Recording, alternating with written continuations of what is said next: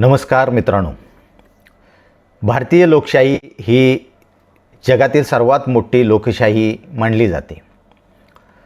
आपण अभिमानाने सांगतो की भारतात जनता आपले प्रतिनिधित्व निवडते, त्यांना संसदेत आणि विधानसभेत पाठवते आणि ते लोकांसाठी कायदे बनवतात. पण जर मी तुम्हाला सांगितलं की देशातील शेकडो खासदार, अनेक आमदार आणि तब्बल निम्म्या राज्याच्या मुख्यमंत्र्यांवर गंभीर फौजदारी गुन्हे दाखल आहेत, तर धक्का बसला ना. ही कोणत्याही राजकीय पक्षाची टीका नाही, कोणत्याही नेत्याविरोधाचा आरोप नाही, तर सर्वोच्च न्यायालयात सादर करण्यात आलेल्या प्रतिज्ञापत्रातील माहिती आहे. आजच्या व्हिडिओमध्ये आपण जाणून घेणार आहोत सर्वोच्च न्यायालयात नेमके काय सांगण्यात आलं, किती खासदार आणि मुख्यमंत्र्यांवर गुन्हे दाखल आहेत, हे गुन्हे किती गंभीर आहेत आणि सर्वात महत्त्वाचं म्हणजे भारतीय राजकारणाच्या वाढत्या गुन्हेगारीकरणाचा लोकशाहीवर काय परिणाम होत आहे. चला सुरुवात आपण करूया. धक्कादायक आकडेवारी. सध्या सर्वोच्च न्यायालयात लोकप्रतिनिधींवरील प्रलंबित फौजदारी खटल्यांच्या जलद निपटाऱ्यासंदर्भात एक महत्त्वाची जनहित याचिका प्रलंबित आहे. या प्रकरणात न्यायालयाला मदत करण्यासाठी ज्येष्ठ वकील विजय हंसारिया यांनी एक प्रतिज्ञापत्र दाखल केलेले आहे. या प्रतिज्ञापत्रात असोसिएशन फॉर डेमोक्रॅटिक रिफॉर्म्स म्हणजेच ADR या संस्थेच्या अहवालाचा आधार घेण्यात आलेला आहे. या अहवालानुसार लोकसभेच्या 543 सदस्यांपैकी 251 सदस्यांनी स्वतःविरुद्ध फौजदारी गुन्हे दाखल असल्याची माहिती निवडणूक प्रतिज्ञापत्रात दिलेली आहे. म्हणजे जवळपास प्रत्येक 2 खासदारांमागे एक खासदार असा आहे ज्याच्यावर एकदा गुन्हा दाखल आहे. राज्यसभेची परिस्थिती फार वेगळी नाही. राज्यसभेतील 233 सदस्यांपैकी 75 सदस्यांवर फौजदारी प्रकरणे दाखल आहेत. हे आकडे केवळ आकडे नाहीत, हे भारतीय राजकारणाच्या एका गंभीर वास्तवाचे चित्र आहे. गंभीर गुन्ह्याची संख्या अधिक चिंताजनक आहे. आता काही लोक म्हणतात की आंदोलनादरम्यान दाखल झालेले गुन्हे, राजकीय संघर्षातून दाखल झालेली प्रकरणे किंवा किरकोळ आरोपही या आकडेवारीत समाविष्ट असू शकतात. परंतु या अहवालातील सर्वात चिंताजनक भाग वेगळाच आहे. लोकसभेतील 251 प्रकरणांपैकी तब्बल 170 प्रकरणे गंभीर स्वरूपाची आहेत. राज्यसभेतील 75 पैकी 40 प्रकरणं गंभीर स्वरूपाची आहेत. गंभीर गुन्हे म्हणजे असे गुन्हे ज्यामध्ये दोषी सिद्ध झाल्यास किमान 5 वर्ष किंवा त्याहून अधिक शिक्षेची तरतूद असते. यामध्ये खून, खुनाचा प्रयत्न, अपहरण, महिलांवरील गंभीर गुन्हे, भ्रष्टाचार आणि इतर गंभीर स्वरूपाच्या आरोपाचा समावेश असू शकतो. येथे एक महत्त्वाची गोष्ट समजून घेतली पाहिजे. गुन्हा दाखल असणं म्हणजे व्यक्ती दोषी ठरली असे होत नाही. भारतीय न्यायव्यवस्थेचा मूलभूत सिद्धांत असा आहे की न्यायालय दोषी ठरवत नाही तोपर्यंत प्रत्येक व्यक्ती निर्दोष मानली जाते. मात्र इतक्या मोठ्या प्रमाणावर गंभीर आरोप असलेले लोकप्रतिनिधी निवडून येणे ही लोकशाही समोरील चिंतेची बाब आहे. निम्म्या राज्याच्या मुख्यमंत्र्यांवर गंभीर गुन्हे आहेत. या प्रतिज्ञापत्रातील आणखी एक माहिती लोकांना आश्चर्यचकित करणारी आहे. देशातील 28 राज्यांपैकी 14 राज्याच्या मुख्यमंत्र्यांनी स्वतःविरुद्ध गंभीर फौजदारी गुन्हे दाखल असल्याचे निवडणूक प्रतिज्ञापत्रात नमूद केलेलं आहे.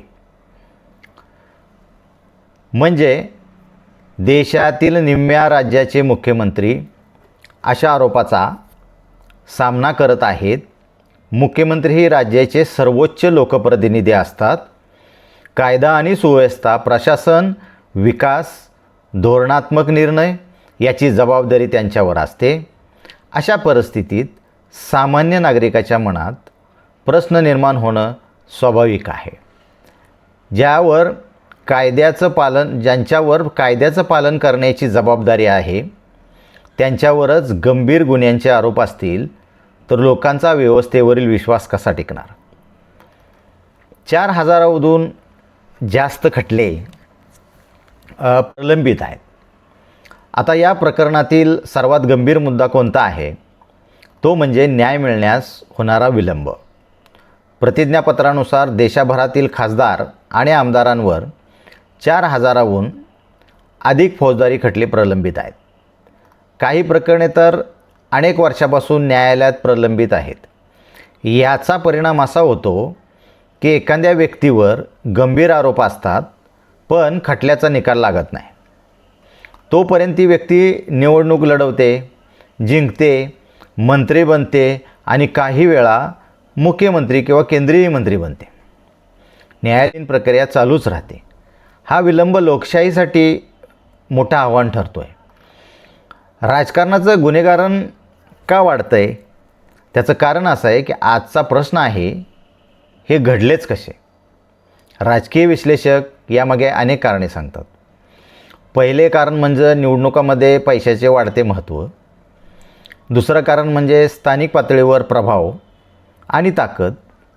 आणि तिसरं कारण म्हणजे न्यायालयीन प्रक्रियेतील विलंब.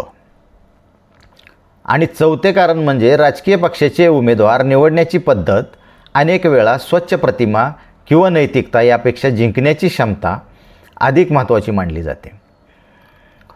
जर एखादा उमेदवार निवडणूक जिंकू शकतो असं वाटत असेल तर त्याच्यावरील आरोपाकडे दुर्लक्ष केलं जातं. यामुळे राजकारणात गुन्हेगारी पार्श्वभूमी असलेल्या व्यक्तींना प्रवेश मिळतो थोडक्यात. आता यामध्ये सर्वोच्च न्यायालयाची एक चिंता अशी आहे की गेल्या काही वर्षात सर्वोच्च न्यायालयाने या विषयावर अनेक वेळा चिंता व्यक्त केलेली आहे.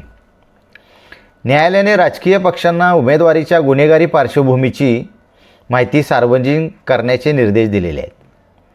उमेदवारांनी निवडणूक प्रतिज्ञापत्रात स्वतःविरोधाच्या प्रकरणाची माहिती देणे बंधनकारक करण्यात आलेलं आहे. पण केवळ माहिती जाहीर करून समस्या सुटलेली नाही. कारण मतदारांसमोर माहिती असली तरी अनेक वेळा जातीय, धार्मिक, स्थानिक किंवा पक्षीय समीकरणं अधिक प्रभावी ठरतात, ज्यामुळे न्यायालय आता अशा प्रकरणांचा जलद निपटारा करण्यावर भर देत आहे. लोकशाहीसमोरील खरा प्रश्न आहे हा. मित्रांनो, येथे प्रश्न एका पक्षाचा नाही आहे. कारण विविध पक्षातील नेत्यांवर अशा प्रकारची प्रकरणे आहेत. प्रश्न आहे भारतीय लोकशाहीच्या गुणवत्तेचा. जे लोक कायदे बनवतात त्यांच्यावरच गंभीर आरोप असतील तर सामान्य नागरिकांच्या व्यवस्थेवरील विश्वास कमी होऊ शकतो. लोकशाही केवळ मतदानाने होत नाही. ती मजबूत होते पारदर्शकतेने, उत्तरदायित्वाने आणि न्यायाच्या प्रभावी अंमलबजावणीनं. आज सर्वोच्च न्यायालयात सादर झालेली आकडेवारी अनेक गंभीर प्रश्न उपस्थित करते. लोकसभेतील 251 खासदार, राज्यसभेतील 75 सदस्य, निम्म्या राज्यांचे मुख्यमंत्री आणि हजारो आमदार, खासदारांवरील प्रलंबित खटले हे भारतीय लोकशाहीसाठी चिंतेचे कारण आहे. निश्चितच प्रत्येक आरोपी दोषी असतो असं नाही, परंतु न्याय प्रक्रिया वेळेत पूर्ण होणं आणि गंभीर आरोप असलेल्या प्रकरणांचा जलद निपटारा होणं हे लोकशाहीच्या आरोग्यासाठी आवश्यक आहे. तुम्हाला काय वाटतं? गंभीर गुन्हे दाखल असलेल्या व्यक्तींना निवडणूक लढवण्यावर अधिक कडक निर्बंध असावेत का? की अंतिम निर्णय मतदारांवरच सोडला पाहिजे? तुमचं मत कमेंटमध्ये नक्की सांगा. व्हिडिओ आवडला असेल तर लाईक करा, शेअर करा आणि सातारा स्टोरी चॅनलला सबस्क्राईब करायला विसरू नका. धन्यवाद.